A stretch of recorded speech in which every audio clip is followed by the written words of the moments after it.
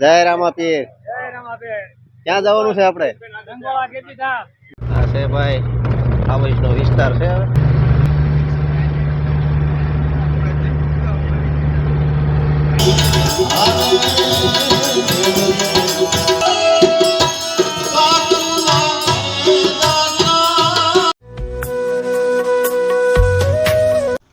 હાલો દોસ્તો, સ્વાગત છે તમારું મારા એક નવા બ્લોગમાં. અને છે આજે અષાઢી બીજ ને અમારે જવાનું છે આજે રંગોળા.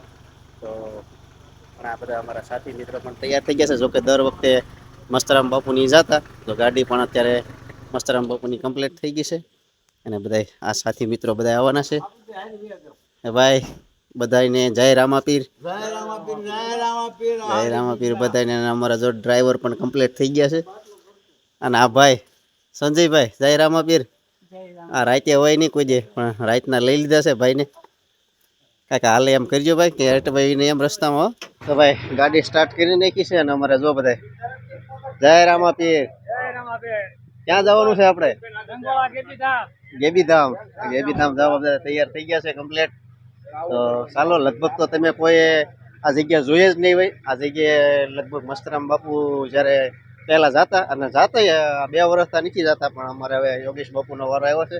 અને એમની સાથે મોટી ગાડી લઈ અને અમે બધા સ્વયંસેવકો સાથે મળી અને ગેબીધામ રંગોળા જઈએ છીએ. તો વિડીયોમાં જોડાને રહીજો. હું પણ દર્શન કરું અને તમને પણ દર્શન કરું. જોકે મેં તો દર્શન કરેલા જ છે.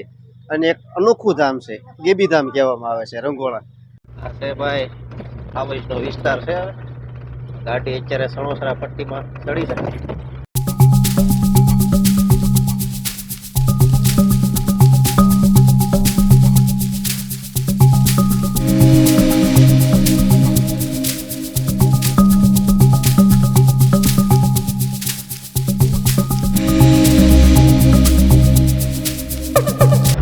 ગાડી અત્યારે ભાઈ સણોસરા પડી ગઈ છે. આ સોનગઢ હાઈવે આંકવો છે. આપણે હવે આ બાજુ જવાનું છે રંગોળા.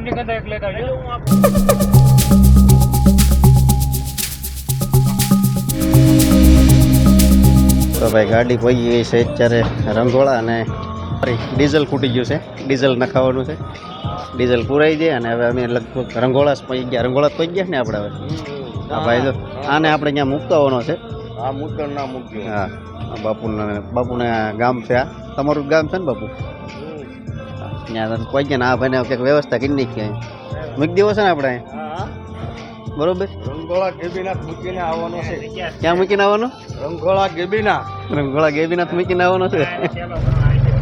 ડીઝલ તો પુરાઈ લીધું છે. હવે ગાડી જો રંગોળાથી ભાઈ થાય છે. હવે ટૂંક જ સમયમાં હમણાં ગેબીનાથ આવશે.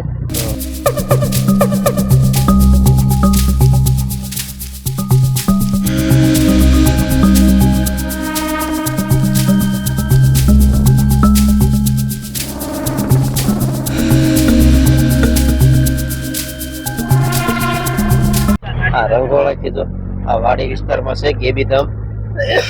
ટૂંક જ સમયમાં ગેબીધામના દર્શન થઈ રહ્યા છે. હવે ખેતર વિસ્તારમાં છે આ મંદિર. લગભગ તો કોઈ દર્શન નહીં કર્યા હોય.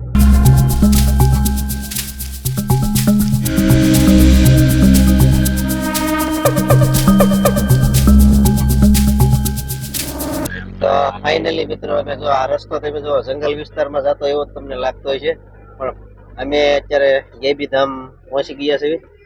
આ રંગોળા વટીને આવેલું છે. અને અહીંયા તો જો ભાઈ ભજન મંડળી અત્યારે જામેલી છે. ચાલો પહેલા તમને દર્શન કરાવું. તો ગુરુ ગેબીનાથના મંદિરે અમે પહોંચી ગયા છીએ. અને જો અત્યારે ચાલો હું પણ દર્શન કરું અને તમને પણ દર્શન કરાવું. અમારા બધા સ્વયંસેવકો દર્શન કરવા મળ્યા છે. તો બોલીએ ગેબીનાથ મહારાજ કી જય. તો દર્શન કરજો. અને ખાસ તમે લગભગ તો બધા પહેલી જ વાર દર્શન કર્યા છે. અહીંયા કોઈનો લગભગ વિડીયો પણ બનેલો નથી. પ્રથમ વાર જ દર્શન થાય છે. અને અખંડ જ્યોત છે આ બાજુ.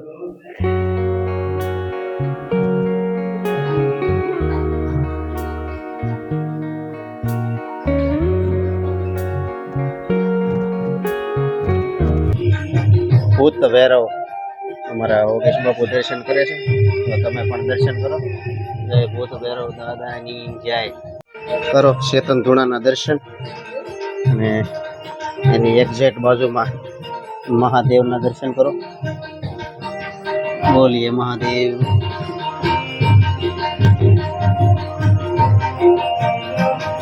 ચાલો તો તમે દર્શન તો કર્યા જશે હવે, અને હવે અહીંયા ભાઈ થોડોક ભજન મંડળી જામેલી છે, તો જોઈએ કેવા કલાકાર છે, અને થોડોક આપણે પણ સત્સંગનો લાભ લઈએ, ભજનનો લાભ લઈએ.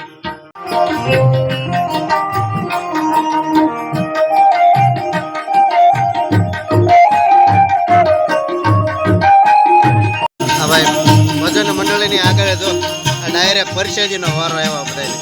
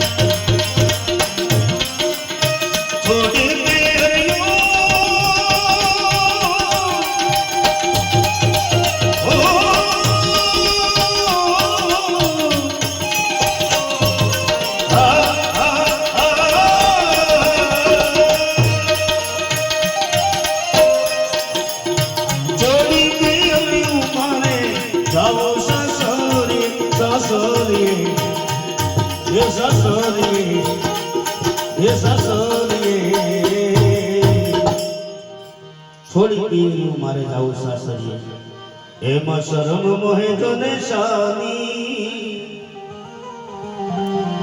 એમાં શરમ મોહે તો નિશાની. મને આવા બોલાવે સદગુરુ જ્ઞાની, બોલાવે સદગુરુ. આપણી સંતવાણીના શબ્દોમાં શું આવે કે સદગુરુની દયા વિના સપને મળે નહીં સત્સંગ. ગુરુ મહારાજની કૃપા એટલે અલગ ધણીને હાજર હોય વાલા. જ્યાં કૃપા છે ને ત્યાં આવું બધું સંતો પધારે, સત્સંગ થાય, ભજન થાય, પુણ્યદાન થાય, ભોજન ભજનનો ત્રિવેણી સંગમ થાય. એટલે જ આપણા મહાપુરુષો કહે છે ને કે હરિકથા કીર્તન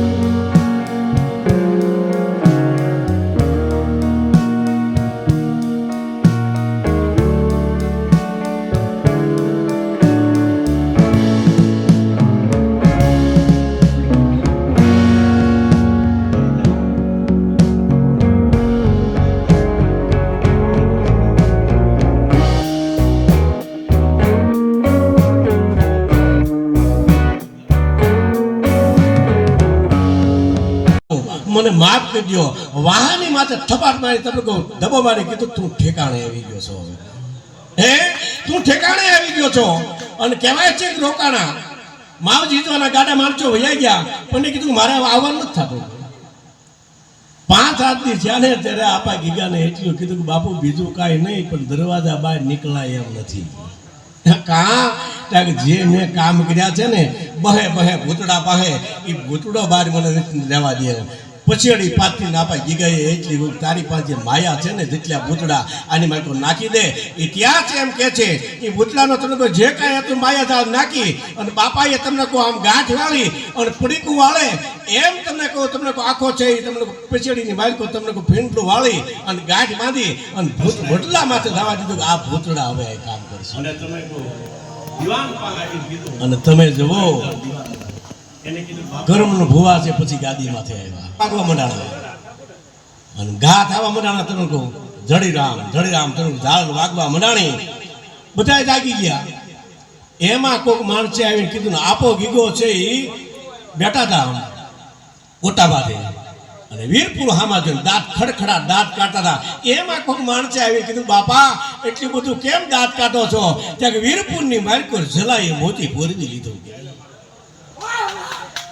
હે હા એમાં કાંઈ નહીં એ કે જલાએ મોતી પોરવી લીધું. આ નામની તાકાત છે. બે જ મિનિટ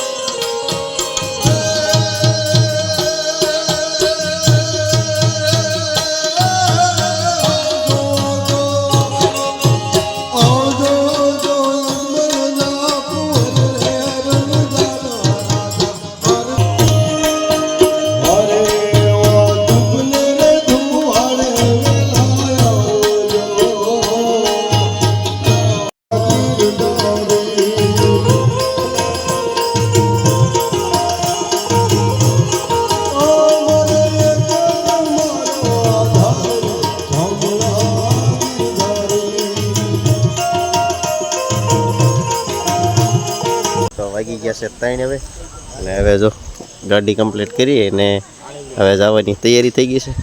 બસ મિત્રો આ વિડીયો અહીંયા જ પૂરો કરીએ છીએ. ચેનલ પર પહેલી વાર હોય તો ચેનલને લાઈક શેર સબસ્ક્રાઈબ કરવાનું ભૂલતા નહીં. હવે મળશે નવા બ્લોગ સાથે જ આવી બધાની જય માતાજી.